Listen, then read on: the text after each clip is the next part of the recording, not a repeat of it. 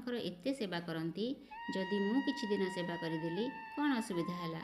ମାଧବ ଦାସ କହିଲେ, ନା ନା ପ୍ରଭୁ, ମୁଁ ତୁମକୁ ଏ କାମ କରିବାକୁ ଦେବିନି। ତମେ ଏମିତି କର, ମୋତେ ସୁସ୍ଥ କରିଦିଅ। ନା ମୋର ମଳମୂତ୍ର ହେବ, ନା ତମେ ସଫା କରିବ।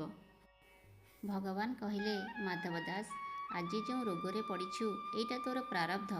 ପ୍ରାରବ୍ଧର କିଛି କଷ୍ଟ ବାକି ରହିଯାଇଛି, ଯାହା ତୋତେ ବର୍ତ୍ତମାନ ଭୋଗିବାକୁ ପଡ଼ୁଛି।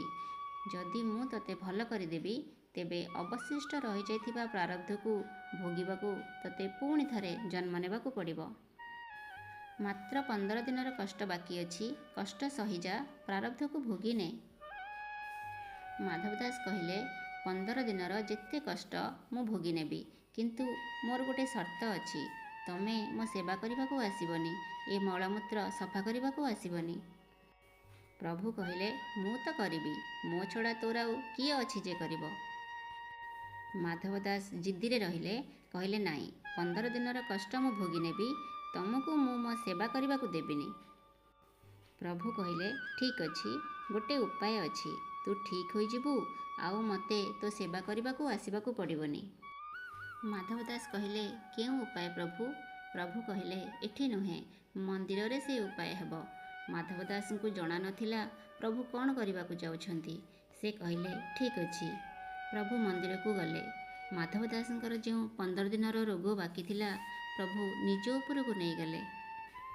ନିଜେ ଅସୁସ୍ଥ ହୋଇ ମନ୍ଦିରରେ ରହିଲେ। ଏଠି ମାଧବ ଦାସ ସୁସ୍ଥ ହୋଇଗଲେ। ସୁସ୍ଥ ହୋଇ ବଢ଼ିଆରେ ଗାଧୋଇ ତିଳକ ଚିତା ଲଗାଇ ଯେତେବେଳେ ମନ୍ଦିର ଗଲେ ପ୍ରଭୁଙ୍କ ଦର୍ଶନ ପାଇଁ, ମନ୍ଦିର ବନ୍ଦ ଅଛି। ପଣ୍ଡା ପଡ଼ିଆରୀଙ୍କ ମଧ୍ୟରେ ଭଲେଣି ପଡ଼ିଛି।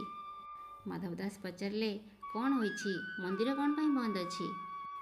ନା, ଭଗବାନ ଅସୁସ୍ଥ ହୋଇପଡ଼ିଛନ୍ତି, ଭଗବାନଙ୍କୁ ଜ୍ୱର ହୋଇଯାଇଛି।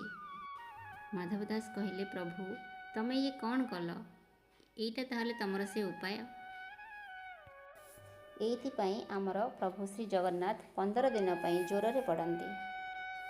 ଏମିତି ଭକ୍ତ ଭଗବାନଙ୍କର କଥା ଶୁଣିବାକୁ ଚାହୁଁଥିଲେ ଚ୍ୟାନେଲଟିକୁ ସବସ୍କ୍ରାଇବ୍ କରନ୍ତୁ, ଲାଇକ୍ ସେୟାର କରି କମେଣ୍ଟରେ ଜୟ ଜଗନ୍ନାଥ ପ୍ରଭୁ ଲେଖନ୍ତୁ।